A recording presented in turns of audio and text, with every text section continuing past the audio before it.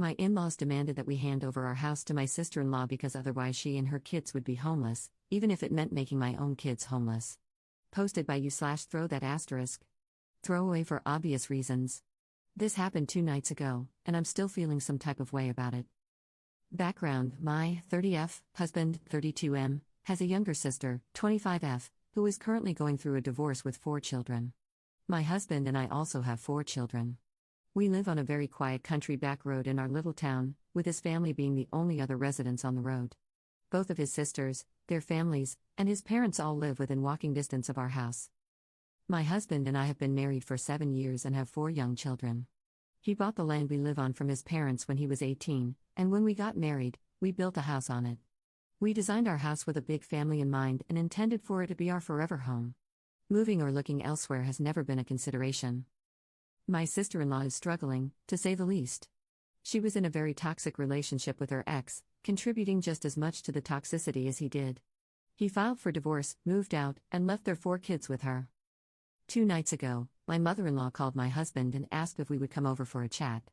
When we arrived, my in-laws and sister-in-law were sitting on the couch like they were staging some kind of intervention. It was just really strange.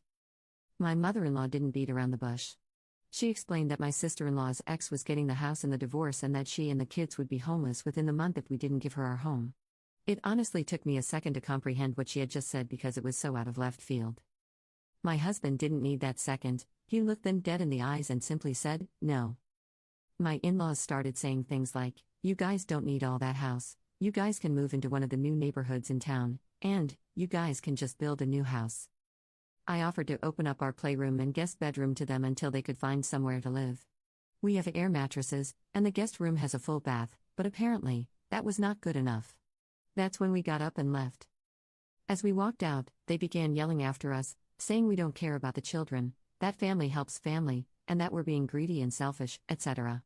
Honestly, I'm so proud of how we reacted because my first instinct was to go off and say some hurtful things.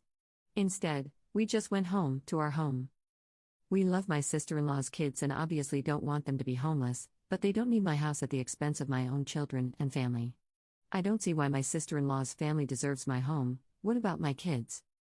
Now my in-laws are calling and texting, saying we don't care about the kids, that we're selfish and greedy, and that we're making her homeless. Relevant comments. Commenter. Every divorce I am familiar with requires whoever got the house to either sell it or buy out their former partner within a specified period.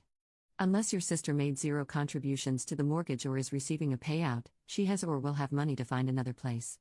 In the interim, her parents are free to give her their home, and they can move into one of the new neighborhoods in town or just build a new house. Either your sister-in-law has the world's most incompetent attorney, or she has never contributed to her marital assets. Either way, it's not your problem to solve. Ops response. She has never had a job.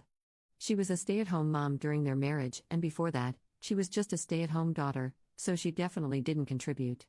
As far as I can understand from the tidbits of information they're sharing, she cannot buy it from him, because she has no money, and the in-laws can't afford both it and their own mortgage, so she would have no way to continue paying for it.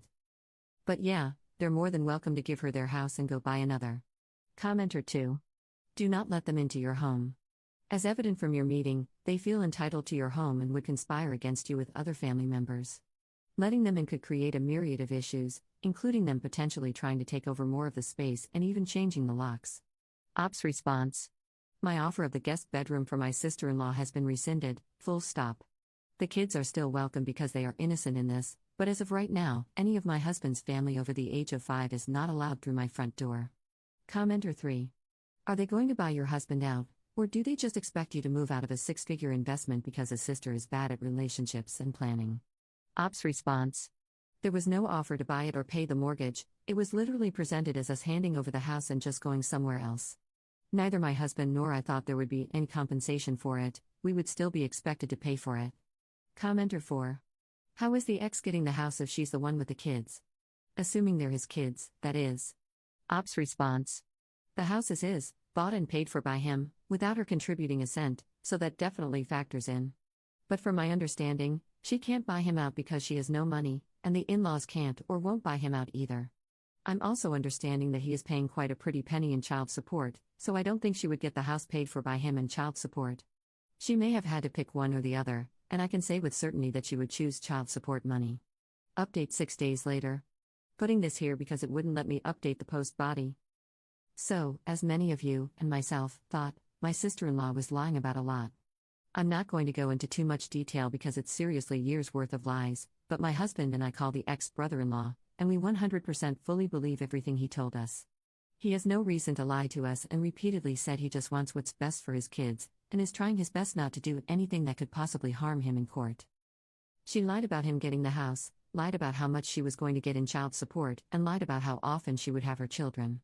Something else that came out is that her oldest child isn't even her ex's. Just so many lies.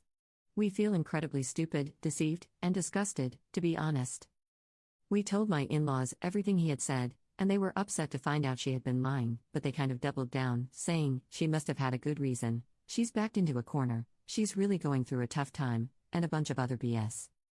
My sister-in-law was called and asked to join us. She, of course, took zero accountability for the lying and sneaking and instead screamed at us about how gross we were for going behind her back to her ex, how she would never trust us again because we betrayed her. She also let us know that she was asking for our house because she truly felt like we had actually built it for her.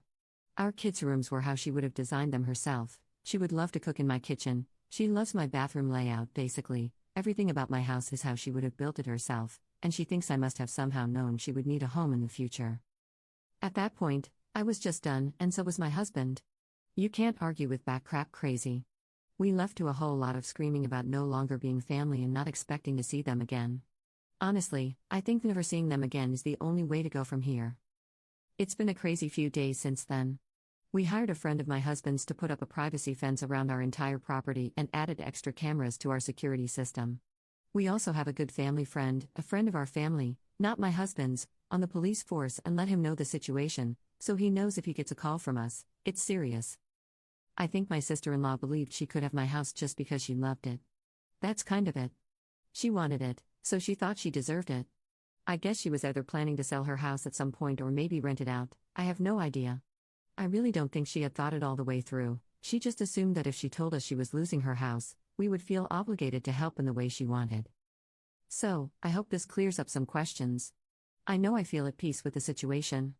My husband has been grieving a bit. He's sad that his parents have chosen a liar over a man who has done everything for his family, never hesitated to help, and has only ever been a doting son, but I think this is for the best.